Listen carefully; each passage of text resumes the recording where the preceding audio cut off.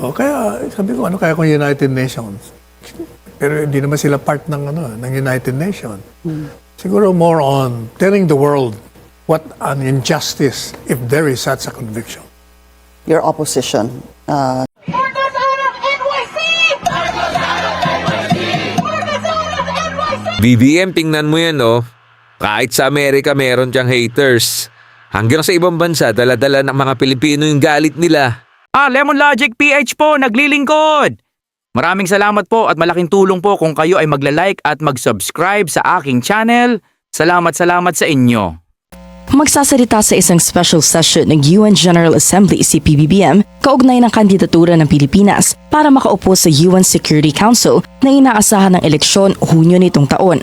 Kinumpirma ng DFA na walang ibang world leader na kakausapin si PBBM maliban kay UN Secretary General Antonio Guterres.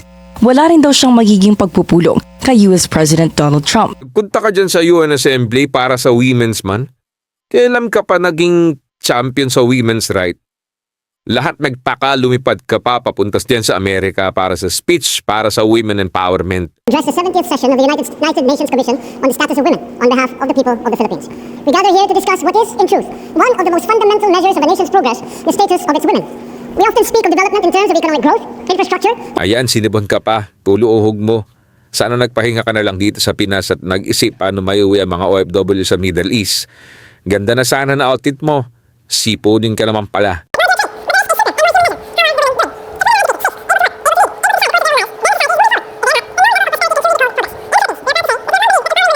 Dinala mo pa mga pets sa tiyaya mo. Ano yan, excursion?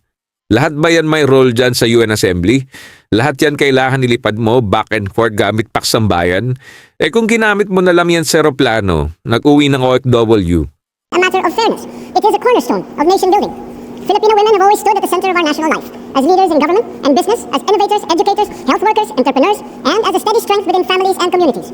Their contributions continue to shape our democracy, our economy, and our national character. Nakita mo ba yung mga audience mo?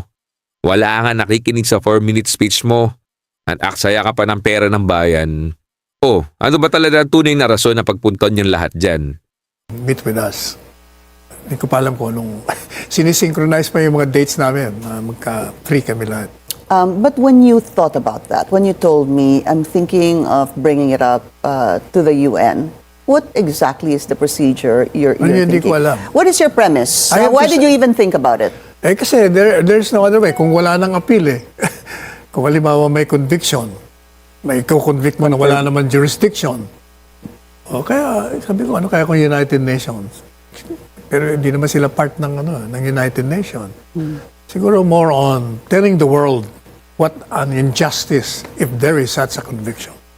Your opposition to the continued Well, confirmation definitely, of charges because of the there's no jurisdiction. question on jurisdiction. Dahil ba narinig mo na lalapit si Atty. Panelo sa UN? Nang hingi ka pa ng seat sa council, ha? Gusto mo ng power pati sa UN. Ayon sa DFA, kapangyarihan ang katumbas ng pag-upo sa UN Security Council at mahalaga ito sa maritime security at ekonomiya ng Pilipinas. Pagdating naman sa imbitasyon ng Estados Unidos na sumama ang Pilipinas sa Board of Peace ni President Trump, pinag-uusapan pa raw ito ng pamahalaan.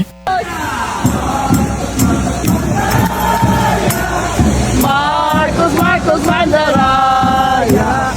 Marcos Mandaraya! Mandaraya si Marcos! Marcos magnanakaw si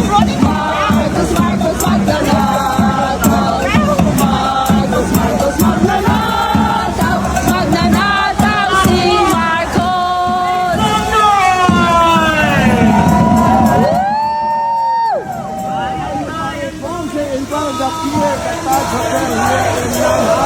Where the magnanakaw